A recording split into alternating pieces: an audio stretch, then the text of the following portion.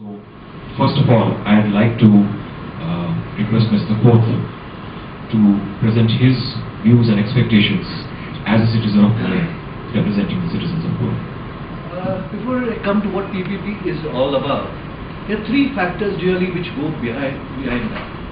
One is the economy of the country, two, the urbanization that is taking place, and three, and which is most important, the demographic changes that have come through. We all know about today's economy, which Indian economy was like a elephant, compared to an elephant, slow, ponderous, hardly moved anywhere, but was large. But over the last decade and a half, there's been a considerable change, and what you find here now is a very much a galloping economy going. The problem, as Sunil said, is very rampant, is that the infrastructure has not grown with the speed that the economy is growing. And believe you me, if nothing happens to if the infrastructure doesn't change, it doesn't catch up, we are going to go back to our slow, ponderous ways at a 2 to 3%. So that is the first area of this. The second is urbanization. Gandhi used to talk, Mahatma Gandhi used to always say India lives in its village, and we grew up talking about the village as being important. Everything was near to the village. But over the last decade and a half, the change has again become very well.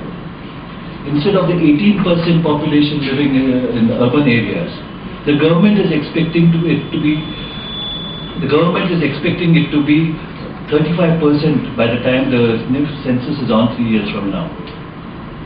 But the experts believe that the urbanization that is going on and the migration on the villages, I think I better stand up now.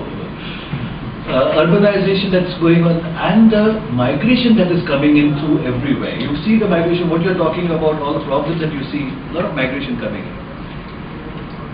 It is going to be over 40% is what is really expected as urban areas. Urbanity brings in a complete different range of needs.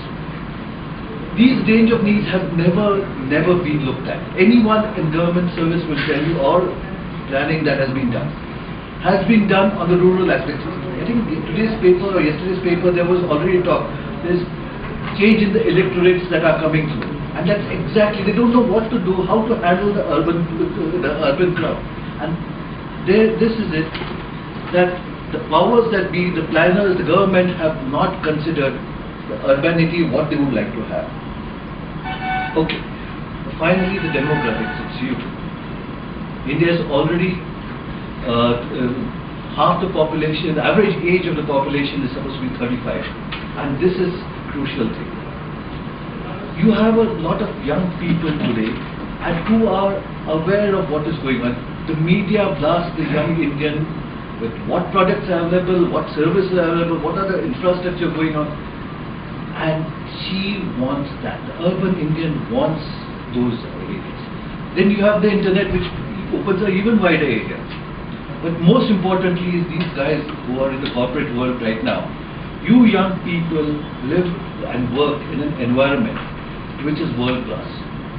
You are working to world class processes and spending your 10 to 12 hours down there. And you guys like to have a different kind of life outside. You want something which is world class. So what do we want? Infrastructure and services are way behind our growth. List of services which urban India wants is growing and no one knows how to handle it. And most importantly, the urban India wants world-class quality of service and infrastructure. So these are the three, and they want it now. It's no longer people of our generation who would be willing to wait. People want it now, and this is what is going to be very important, that speed of delivery that's going to become. I'd now like to request Mr. Rao to present his views as representing the private sector. Good evening. Thank you, TASMAC, for having invited me to speak at this interaction. We hear a lot about the public-private partnership these days. More than the genuine ways of cooperating, we quite often hear more about the problems and travails of the bureaucracy and the challenges that are being faced by them, and how inefficient they are, and how archaic their processes are in the current century. Let's just go back a few years earlier, and I am sure all of you will realize that the problems that we face today are indeed better than the problems that you would have actually faced in the 70s and 60s. Probably most of the students who are present here were not even born in those days. We started off with that concept called the welfare state, or later on we had our own version of the mixed economy, where the state had a very big pivotal role in facilitating the growth of the economy. The state had a role in practically every aspect of our livelihood, be it the railways that you travel by, or even the wheat that you consume in your kitchen, or the fuel that you receive to cook your daily food.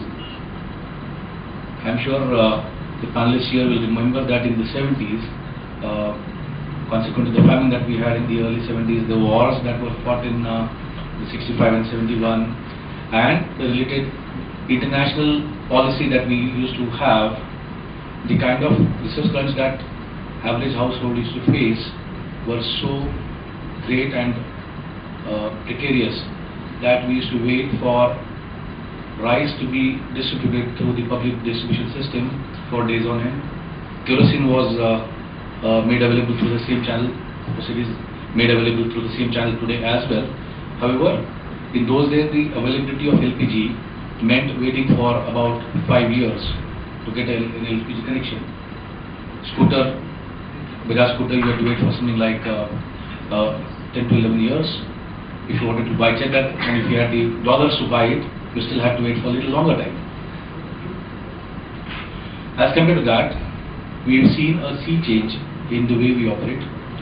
We all felt that the role of state in managing our daily lives has to reduce, and the people have to have more and more say. And by the same measure, if you can enlarge the definition of people and take into account the role of the corporate citizens, they wanted to have more and more say in their own future and the way they themselves manage their destiny.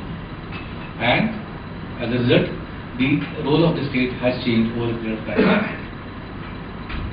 We no longer have the centralized economy where everything was directed through the planning commission and was made available in a truncated manner at the state level, finally at the municipal corporation level, and at the say the local government levels.